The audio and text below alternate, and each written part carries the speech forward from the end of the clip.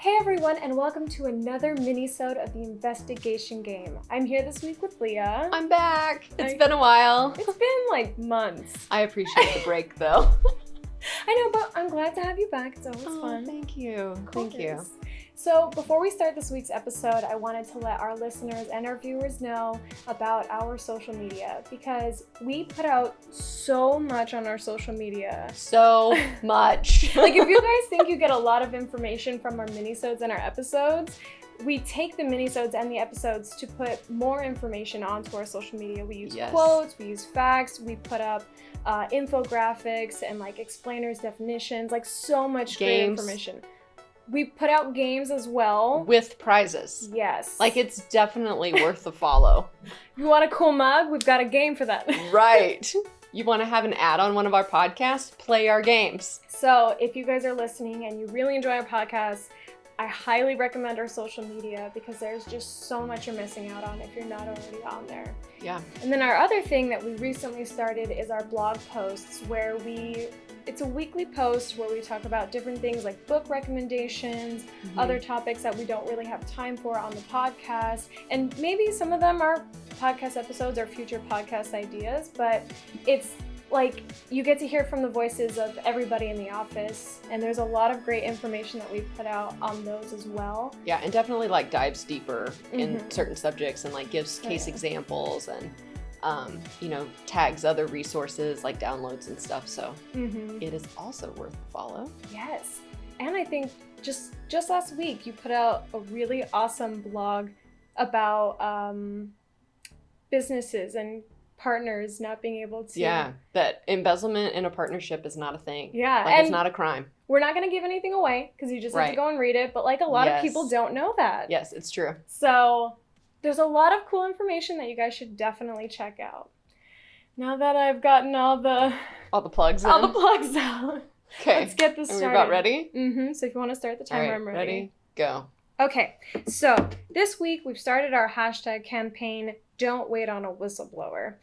Before we talk this through, we mentioned data sleuth on our show. We've defined it, given examples, given case stories, but we've never really explained how you came up with the concept in the first place. So would you mind explaining that for our audience? Yeah, well, it's just a point of differentiation for workman forensics. When I first started my career, my competition was retired or semi-retired CPAs. And I knew that I couldn't sit on the stand and testify that in my 25 years of experience in life, this is what I've seen. And so because of my experience working at the FBI and the way that I learned to work cases from Janetta, go back to episode 5 if you want to learn about Janetta. But anyway, I learned to work cases from a data perspective. And so I was trying to think of a way to differentiate why we weren't just another forensic accounting firm who was going to look at a sample or dig through papers and documents, but that we were really different. And so the concept of data sleuth is taking data analytics that a lot of our listeners are probably used to, and combining that with a fraud investigation and working an investigation from problem, concerns, complaints to actual prosecution. And so that's where that term came from. Okay. And now it's trademarked, so. So not anybody can just use it. Right. So gotta get permission first. Right, or something like that. I have no idea. I don't either. But it's a big thing. So what is the hashtag campaign Don't Wait on a Whistleblower about? This is about the fact that you as a business owner, you as an internal auditor, forensic accountant, can actually find fraud before an employee in an organization does. And I'm going to kind of join this with, I know what your next question is, but a lot of times we've been told that tips find fraud the most often. And so we even have a fraud hotline here at Workman. It's called Report Fraud. And so we have that available to people. But what I've found is that if you think about what a whistleblower has to overcome in order to even report that, or like we were talking yesterday in preparing for this, that maybe even they were part of the scam until they got cut out of the proceeds of it. And so if you're reliant on just a hotline to catch fraud for you, because that's what catches fraud most often based on statistics, I mean, I really think you're behind. Yeah. Because by that time, you have time working against you, creating a larger loss. And so don't wait on a whistleblower is our way of saying like, hey, let's look at data, let's look at trends, let's be empowered to go find fraud for ourselves and find it before the losses are in the millions or 10 millions, billions. Just like knowing where to look. So it's not like we're saying that waiting on a whistleblower is a bad thing. There's just... I think waiting on a whistleblower is, but having a fraud hotline is not bad. It is a great fraud prevention tool, but I think that there's something better. And I think that having data and using a lot of the things that we recommend to find fraud sooner, coupled with a fraud hotline, like that's golden. Yeah. Okay, so what are some ways that a business owner could not wait on a whistleblower? I'm going to just like reference a whole bunch of our minisodes and podcasts. And I know you're going to put the links in the show notes in the video, but you know, knowing where to look. We have this webinar series that we did where we talk about this is how you find fraud in revenue. This is how you find fraud in expenses. This is how you find fraud in payroll. So those are where, you know, take just looking at your bank statements, looking at your credit card statements.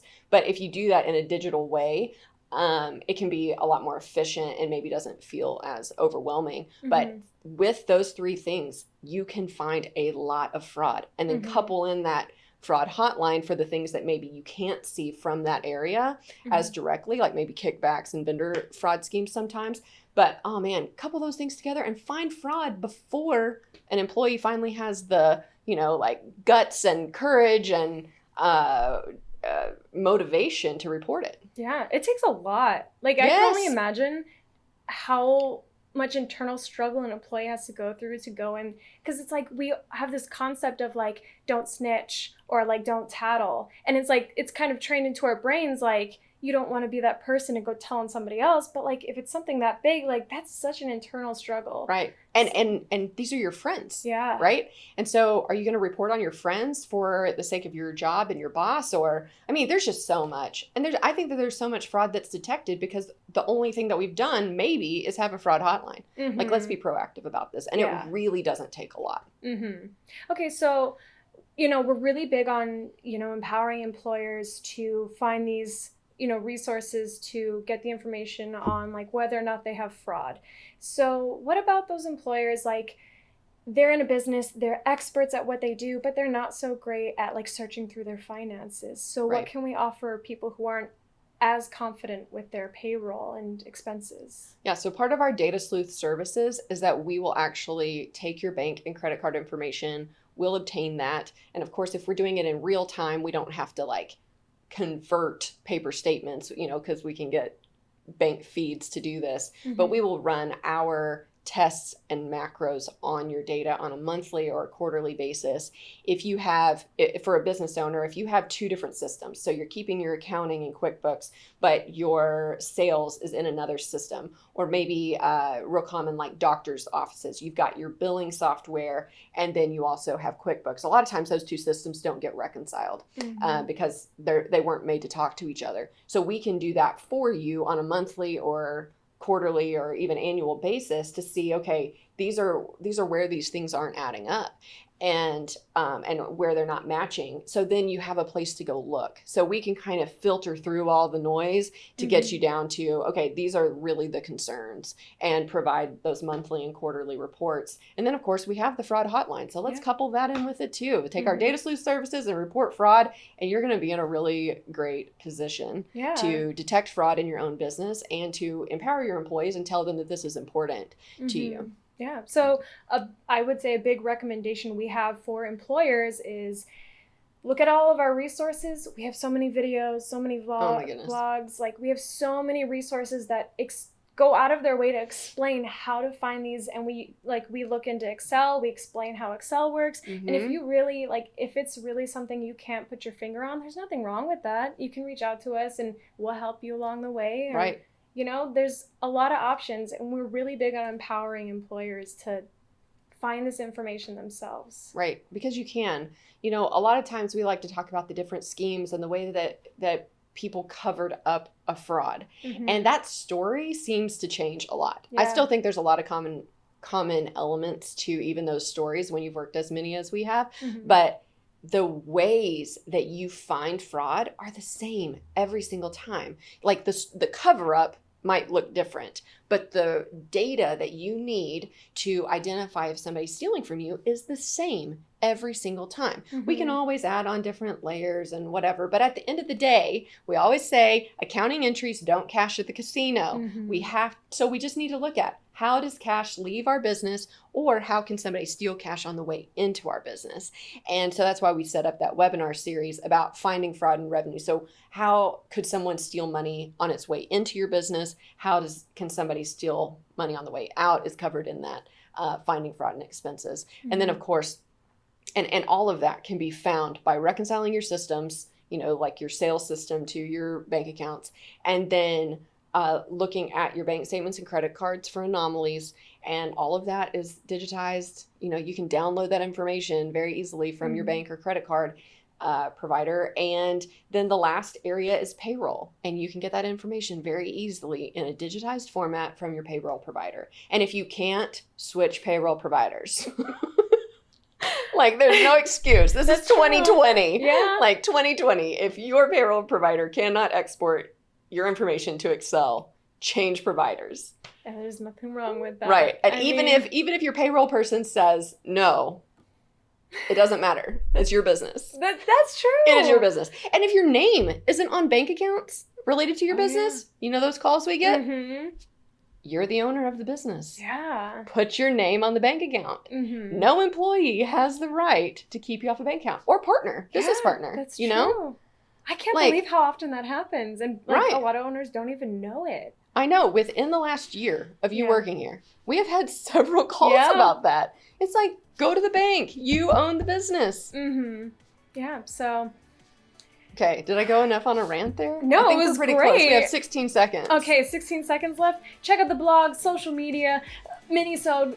Contact your friends who are business owners and just remind them how important it is to check this information. Right. So love it. That was our big thing. I can't believe we beat the timer. I know. I really thought maybe you accidentally put 20 minutes or something. Nope. There it is. Thanks, everyone. All right. Thanks. The Investigation Game is brought to you by Workman Forensics. For more information on the business and its services, visit workmanforensics.com. Find us on social media on any social media platform at Workman Forensics.